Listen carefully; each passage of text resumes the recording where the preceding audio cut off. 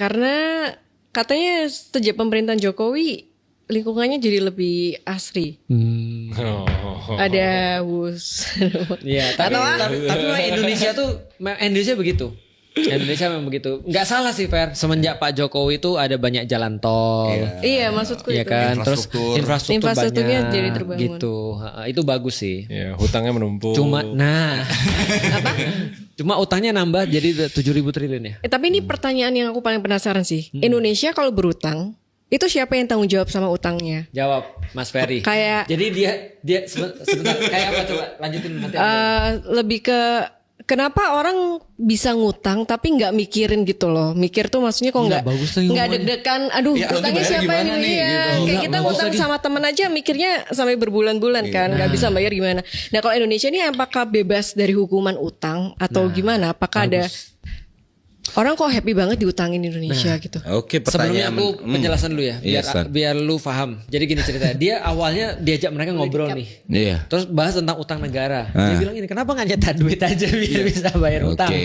Oh, ada itu. ide yang lebih brilian. Nah, apa? Kenapa nggak presiden endorse aja? Nah, endorse. Ya. Presiden terima endorse. Jadi pertanyaan ini sudah naik tinggi sekali. Iya. Nah, silakan. Silakan. Oke, pertama kita harus memahami Fer. Utang negara dan utang personal itu Berbeda. dua hal yang berbeda banget. Yang disebut utang ya. Utang ketika negara berhutang itu nggak kayak gua ngutang ke Koi untuk ini Minus gua mau 100. beli rokok nih 100 besok gua ganti ya gitu. Terus gua cabut gitu. Iya. Nah, sekarang sebagai landasannya adalah ada nggak negara di dunia ini yang nggak ada utang? Nggak ada. Nggak ada. Dan siapa negara paling banyak utangnya di dunia? Amerika. Amerika. Jepang juga banyak, Cina juga banyak. Lucunya- Padahal ini negara gede-gede banget nih. Lucunya mereka juga ngutangin orang. Iya, Banyak juga. sebesar itu juga tuh. Oke. Nah, jadi konsep utangnya dulu nih negara. Nah, di Indonesia kenapa kita utangnya banyak ya? Karena kebutuhan kita banyak. Iya. APBN kita itu emang dirancang defisit. Artinya harus produktif. Ya.